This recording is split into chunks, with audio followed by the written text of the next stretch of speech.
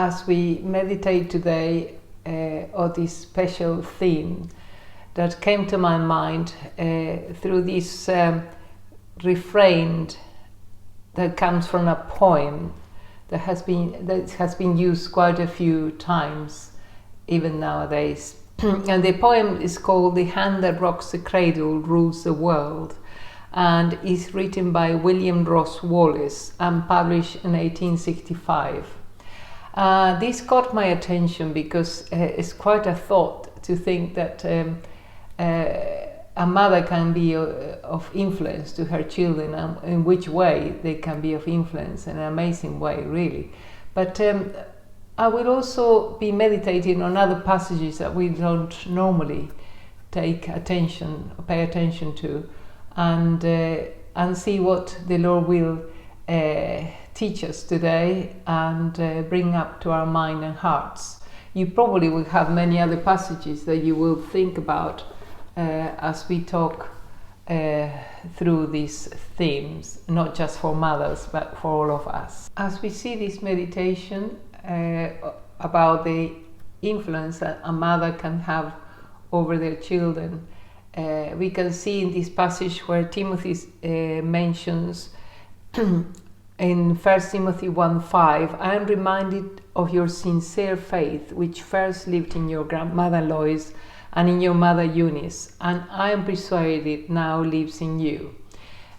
It's very interesting because, as we know, Timothy was a man of God, a leader of God in one of the first churches, or at the beginning of the Christianity, and it was such an important thing how he believed in the Lord and how he led many people. And he was influenced by his mother and grandmother, even though his father was a Greek and he probably had other beliefs. He had faith in the Lord. And then here is the Apostle Paul's encouraging him to have a way of thinking which widows they should be looked after by the church.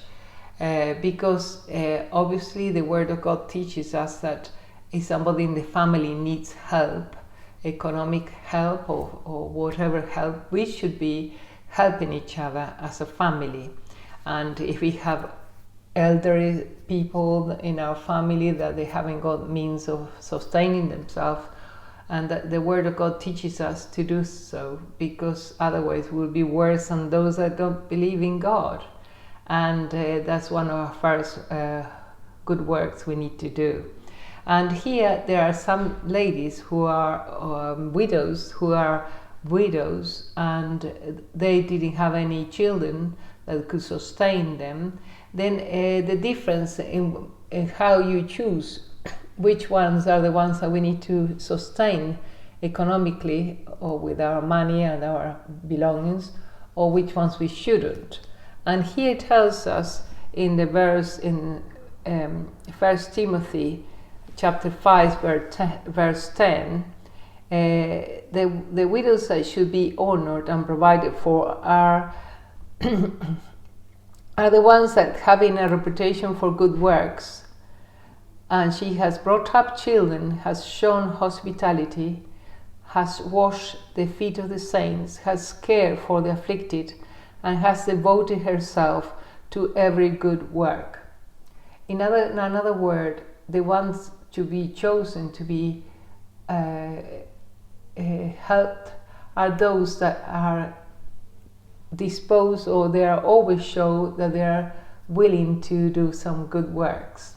And it's interesting that one of the good works that they were chosen for, is to bring up their children. And sometimes we think that it's nothing to bring the children, it's just something we got to do every day, and maybe we should be famous by this or that or the other.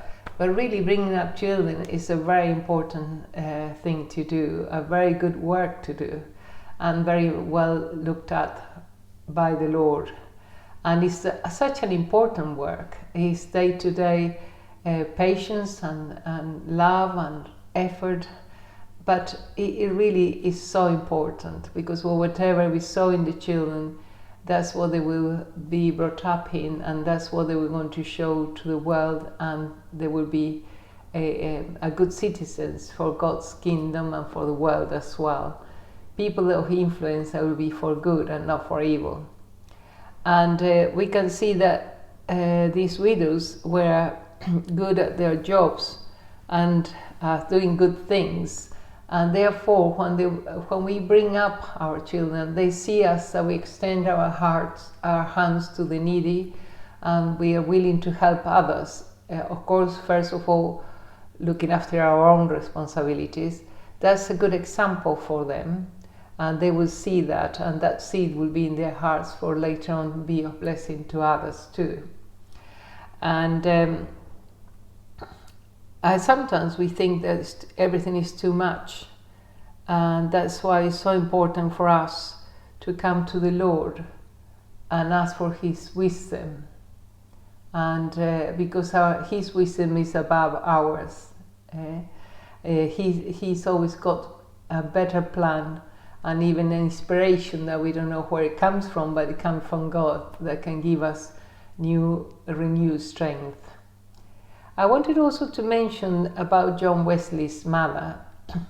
John Wesley was one of the first founders of the Methodist Church, and with his brother Charles, they were an amazing men who influenced thousands of people in the 1700s. And these people were extraordinary if you think about it, because they loved God, and God took them to a place, especially John, to preach to the people outdoors. In those days, you couldn't preach outside a church building. And they took the gospel to all those that didn't have any education. They couldn't have nice clothes to go to church with. They had to work day and night, very long hours. They couldn't read and write. Therefore, that's why they wrote so many hymns. In fact, Charles wrote 6,500 hymns with all the doctrines, and also John wrote hymns as well. Some of them we sing them today. And it was an extraordinary transformation that God brought to the people and the society in those days. It was a change because they came to know Jesus, they came to know God, and started to change the way of living and the way of being in the society. And that's how all the churches, Methodist churches, started, and now we know it's been spread all through the world. Some of us are very familiar with them. And this man, John Wesley, went by horse miles and miles to preach the gospel to so many places. They didn't used to have all the comforts we have nowadays, but they really lived to serve God. And the amazing thing is his mother, their mother, was called Susanna, and her husband, for one reason or another, wasn't always present in the house, and they had 19 children, of which 9 of them died, because in those days there wasn't any national health, and a lot of things weren't quite they were quite beyond our people's reach to be able to help their children to keep well. And many diseases came and took over so many lives. And many of the children didn't survive until the grown-up age. And anyway, with all those children, you can imagine she had 19 children, therefore she had 10 children left. And she had only a very tiny house, 2 rooms upstairs, 2 rooms downstairs. And she used to teach them from a very early age, 6 hours per day, how to read, to write, even Latin and other things. Because they didn't have schools, therefore she did the job. If you think about it, it's amazing. And apparently the house was full of noise because there were so many children and such a tiny house.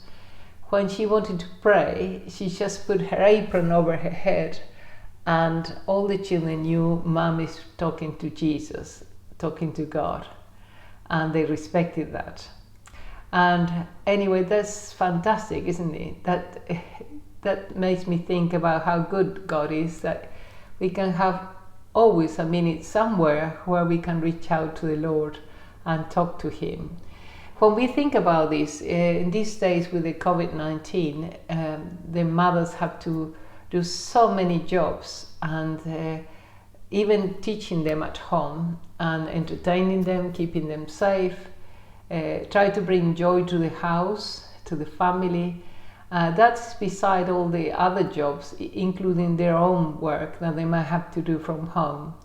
And that's very tiring, very exhausting.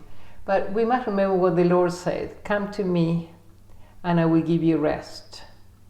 Therefore, we must always realize that we can come to the Lord and He is the one that will give us rest. In Matthew 11:28, "Come to me and I will give you rest." He says very clearly there, "Come to me those who are laden and I will give you rest." That means those are burdened, are tired. That can be for men or women. Sometimes we can go beyond ourselves, and that's when we can come and find refuge and new strength in the Lord.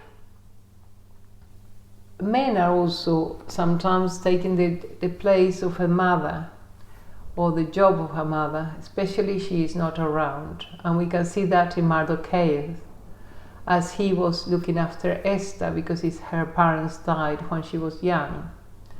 And he guided her through, and that's why she went to the palace, and then eventually she was chosen to be a queen.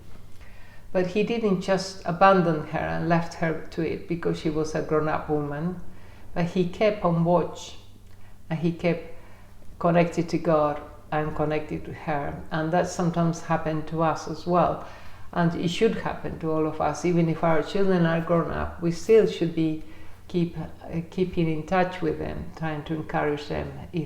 Obviously it's a different way than when they are tiny. They got different aspects in their lives, and obviously we got to see in which way we can serve the best.